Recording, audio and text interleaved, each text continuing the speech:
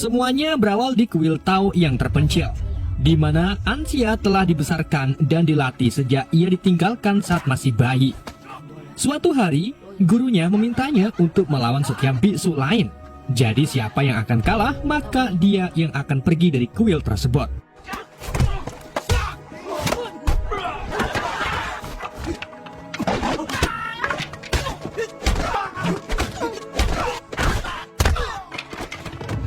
Tak lama setelah itu, Anxia berhasil mengalahkan semua rekan biksunya dengan sangat mudah. Namun, yang mengejutkannya, Anxia disuruh keluar oleh tuannya. Karena dia pikir dia sudah cukup kuat untuk tidak memerlukan pelatihan lagi.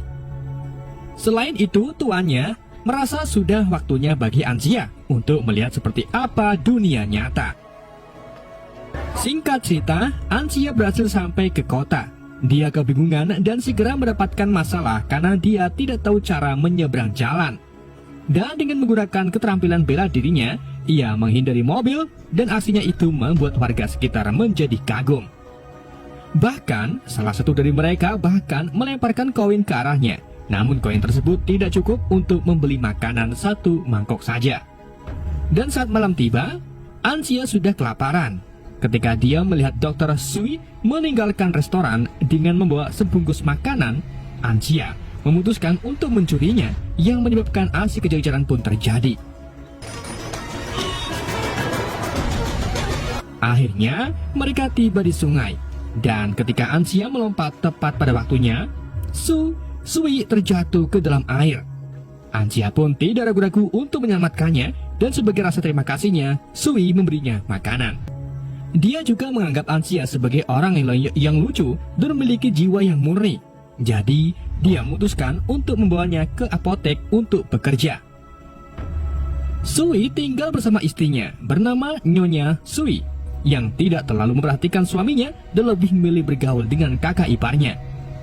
Setidaknya, dia tidak mengeluh kehadiran Anxia dan juga senang saat Anxia menghibur pasangan tersebut dengan kejenakannya saat makan. Sui menjual obat di apoteknya, namun juga ia datang menemui pasien dan Anxia dibelajarkan cara membantunya dalam kedua hal tersebut. Keterampilan seni bela diri sangat berguna ketika mengalihkan perhatian orang-orang yang kesakitan, terutama anak-anak yang menangis saat disunat. Di penghujung harinya, Sui membayar Anxia atas bantuannya. Namun setengah dari penghasilannya digunakan untuk membeli obat kuat dari saudaranya Daorong yang bisnisnya sedang tidak berjalan dengan baik. Suatu sore, Sui mengetahui bahwa Daorong telah menjual toko tersebut seharga sebuah cincin berlian, yang membuat Sui marah karena kedua toko mereka adalah warisan keluarga. Daorong tidak peduli dan dia mengingatkan Sui bahwa dia melepaskan status biksu demi seorang wanita. Akhirnya, Sui pun meninggalkannya. Lalu, Anxia mengejarnya untuk meminta penjelasan. Ternyata, Sui dulunya adalah seorang biksu di kuil seperti Anxia. Namun suatu hari, dia melihat seorang wanita yang sangat cantik sedang berdoa dan memutuskan untuk mengikutinya. Akhirnya, wanita itu menjadi istrinya dan biksu tersebut meninggalkan segalanya untuk menjadi seorang dokter dan bekerja keras untuk menafkahinya. Satu-satunya alasan mengapa Sui rutin membeli obat kuat adalah untuk membantu saudaranya melunasi hutangnya. Tapi yang jelas Daorong tidak peduli dengan hal tersebut. Sore harinya, Anxia mendengar suara aneh dan menaiki tangga untuk melihat ke kamar Sui. Dia menemukan pasangan itu semakin gacor di tempat tidurnya. Setelah selesai, dokter menceritakan kepada istrinya betapa khawatirnya dia terhadap masa depan saudara laki-lakinya. Tetapi, dia menolak memberinya satu koin pun lagi. Dia juga berjanji pada istrinya bahwa dia tidak perlu khawatir tentang uang karena dia memiliki banyak tabungan yang tersembunyi di dinding di belakang lemari. Keesokan harinya, Anxia pergi membeli obat kuat lagi untuk Sui. Namun ketika dia sampai di toko, dia mendengar suara yang menandakan Nyonya Sui berselingkuh dengan saudaranya. Dia tidak memberitahu dokter tentang hal itu, tetapi dia kemudian mengonfirmasi Nyonya Sui. Namun, Nyonya Sui hanya menyuruhnya untuk tidak ikut campur dalam urusannya. Beberapa waktu kemudian, Daorong menangis kepada Nyonya Sui tentang utangnya dan bagaimana dia berpikir untuk mengakhiri segalanya. Daorong juga memberinya obat kuat yang lebih mantap untuk dokter. Ketika di rumah, Nyonya Sui mencoba mencuri tabungan dari tembok, namun aslinya itu kepergok oleh sang dokter. Nyonya Sui berpikir bahwa Angcia telah menceritakan segalanya kepadanya. Dia juga menjelaskan bahwa dia ingin bercerai dengannya. Dia bersumpah bahwa semuanya sudah berakhir dan tidak akan menemuinya lagi.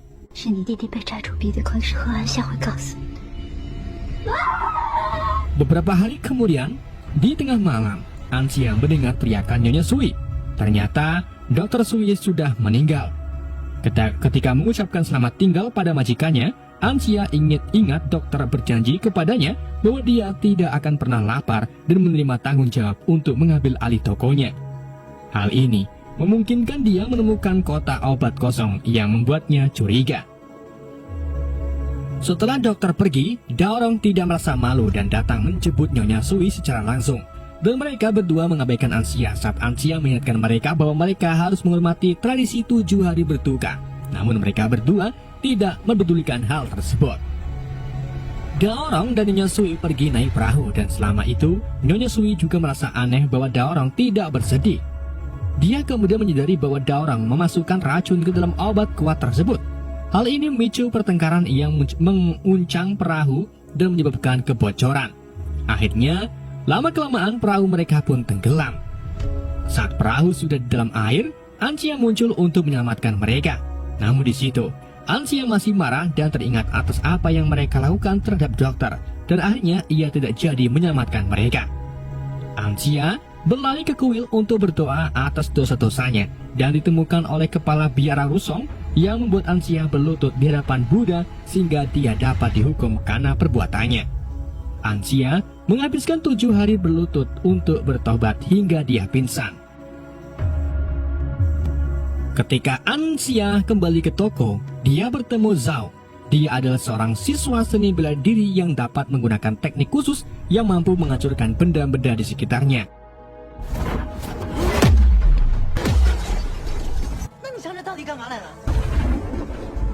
Dia datang ke toko membeli obat untuk tuanya yang akan dia lawan nanti. Angcia sangat terkesan dengan teknik hebat itu, dan setelah itu dia mengikuti Zhao secara diam-diam untuk menyaksikannya melawan tuanya yang bernama Peng. Dan pertarungan antar keduanya pun dimulai.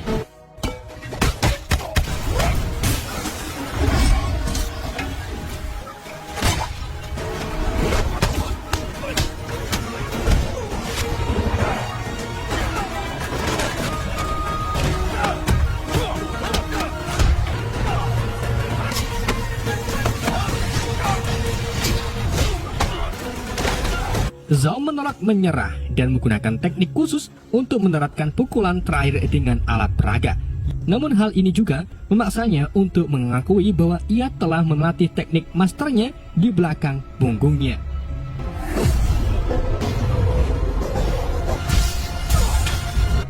Peng tidak keberatan dan mengakui bahwa Zhao lebih terampil daripada putranya sendiri.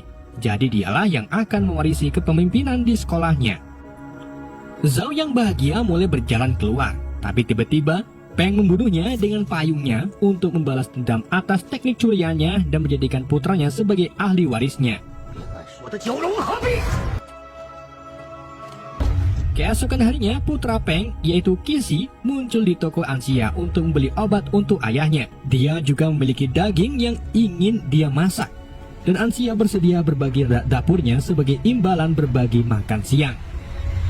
Saat supnya sudah siap, Qixi hanya membolehkan Angcia makan setelah dia membagikan semua detail tentang pertarungan tersebut. Keadaan menjadi aneh ketika mereka menyadari daging tersebut memiliki racun khusus yang membuat mereka berhalusinasi dan wajah mereka membengkak. Dan setelah Angcia melihat hantu Nyonya Sui, dia memutuskan mereka harus mabuk agar bisa melupakannya. Karena mereka tidak punya uang, Angcia dan Qixi pergi ke kuil untuk mencuri kotak sumbangan. Xiyu adalah biksu yang melindungi kotak itu dan dengan cepat memberi mereka pelajaran dengan mengalahkan mereka dalam pertempuran yang berakhir dengan kepala menempel ke tanah.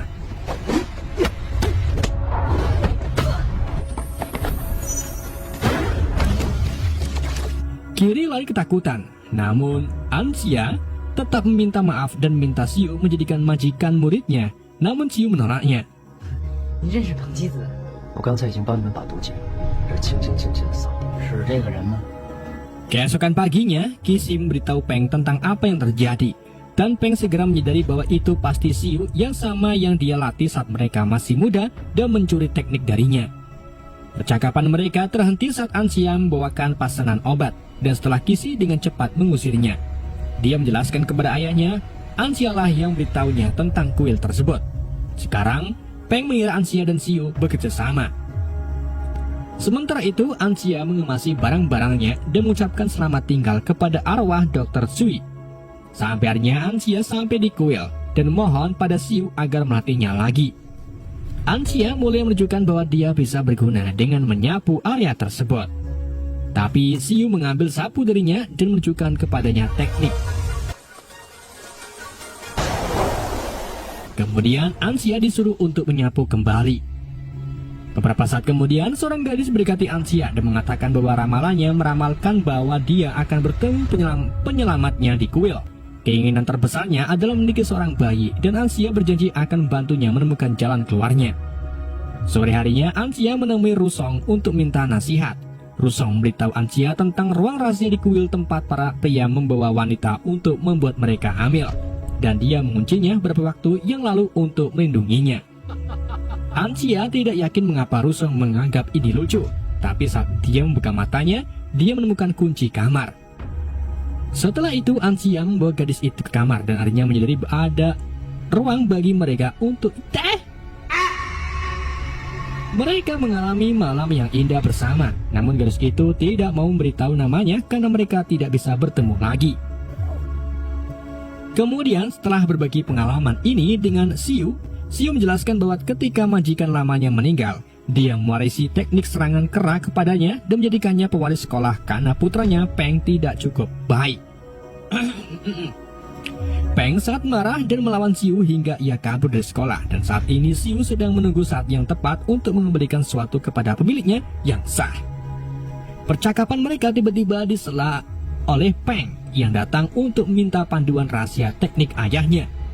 Xiu menjelaskan bahwa belum pernah ada panduan seperti itu, tapi dia menulis semua yang dia tahu di buku catatan yang hanya bisa dia berikan kepada Peng untuk menebus ketidaksepakatan mereka. Peng mengambil bukunya dan melemparkannya ke api dapur, membuat Anxia berlari untuk mengambilnya. Tapi Peng dengan cepat melompat untuk menghajarnya. Xiu tidak ingin keadaan berubah menjadi kekerasan dan meminta maaf kepada Peng karena telah melarikan diri bertahun-tahun yang lalu. Kini dia paham bahwa dia seharusnya tetap tinggal agar mereka dapat belajar bersama. Ketika dia membungkuk dan badannya, tiba-tiba Peng menyerang, dan pertarungan sengit antara keduanya pun terjadi.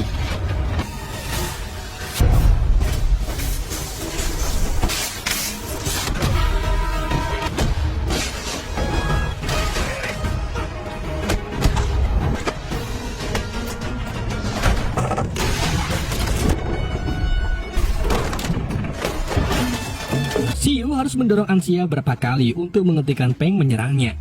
Melihat Xiu bergerak begitu cepat untuk membawa muridnya keluar membuat Peng menghentikan perlawanan dan meninggalkan kuil. Namun begitu pintu tertutup, dia mengungkapkan bahwa dia hanya berpura-pura dan menggunakan teknik spesialnya untuk menyerang menembus dinding.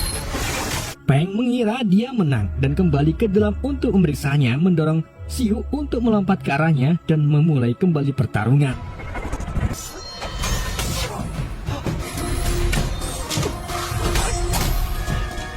Saat Peng akan menggunakan teknik spesialnya lagi, Xiu menyadari bulan purnama telah terbit dan menggunakan energinya untuk mengendalikan air untuk mendorong musuhnya mundur.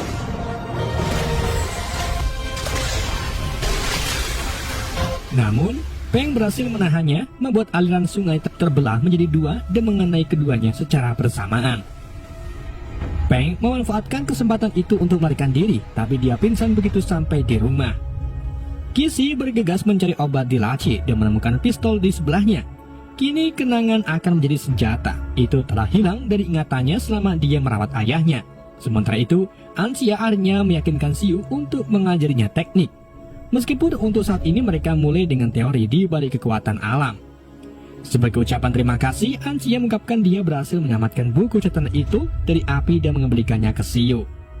Kemudian, ketika Anxia sedang tidur, dia mendengar beberapa suara tembakan bergema di kuil dan dia berlari keluar hanya untuk menemukan Xiu telah tertembak. Xiu yang sekarat ingin bertemu seseorang bernama Za untuk terakhir kalinya dan memberinya buku catatan. Tetapi Anxia tidak tahu siapa orang itu dan malah mengajak Xiu menemui Rusong. Bisu tersebut mengajari Xiu bahwa ini adalah akibat dari karma, dan kini Xiu akhirnya memahami bagaimana siklus tersebut telah berakhir. Jiwanya pergi dengan damai setelah melihat temannya Za di dalam hatinya. Sementara itu, Peng terbangun dan mengetahui bahwa putranya lah yang menembak Xiu.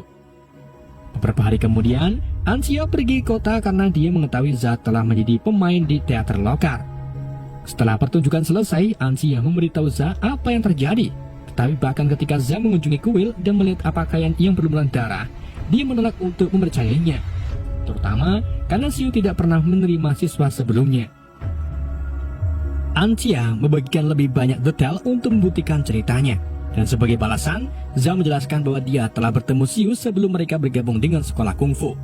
Mereka berdua pernah menjadi wajib militer bersama, dan saat itu Za hanyalah seorang pemain yang sedang menjalani wajib militer. Ketika pertempuran pertamanya dimulai, dia lari ketakutan, namun Xiu mengejarnya dan membantunya menjaga psikologisnya selama perang. Za ingin balas dendam atas kematian temannya, dan Anxia memberitahunya mungkin Peng yang membunuhnya. Za masih memiliki pertunjukan lain yang harus diselesaikan, tapi dia muncul di panggung hanya untuk membatalkannya. Hal ini membuat marah komisaris polisi Liren yang telah membayar ekstra untuk mendapatkan kursi yang bagus untuk pacarnya. Dan kini dia mengirim anak buahnya untuk membalas dendam atas penghinaan ini.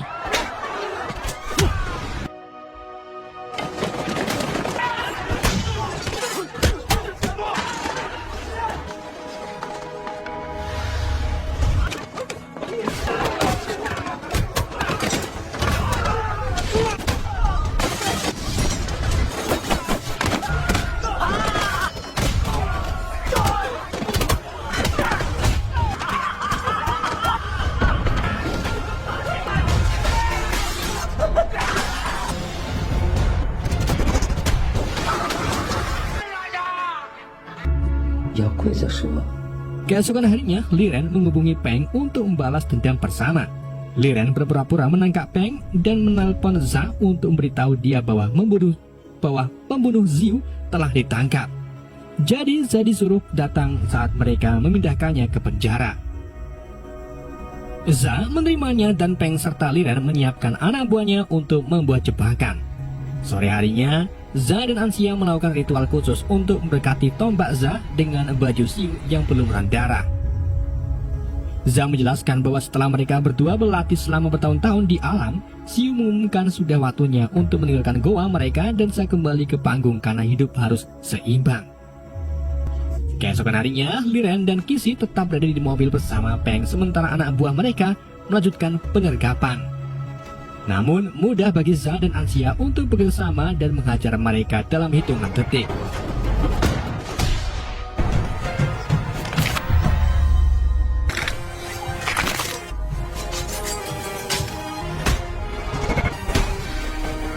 Kemudian, Za mendekati mobil tersebut dan mengajak Peng untuk bewan.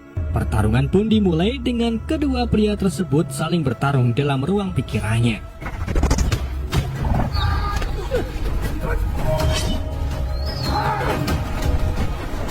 Keterampilan mereka cukup sama, namun Peng curang dan membuat salah satu anak buahnya menyerang Za saat matanya tertutup. Za tiba-tiba melompat sangat tinggi untuk menggunakan cahaya matahari untuk serangan khusus dengan tombaknya yang melukai Peng dan menyudutkannya ke pohon.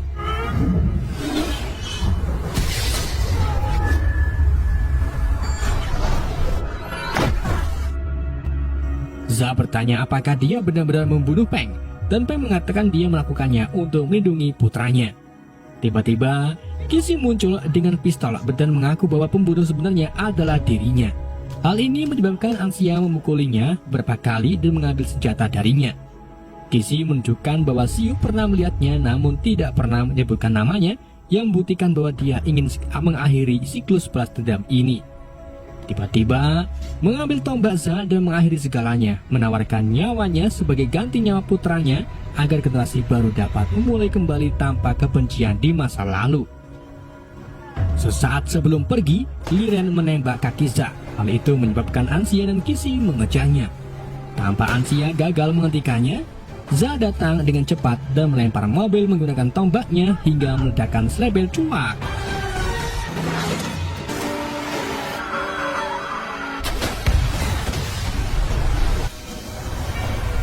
Setelah itu Anxia kembali bersama Za ke pegunungan untuk berlatih kungfu dan film pun berakhir.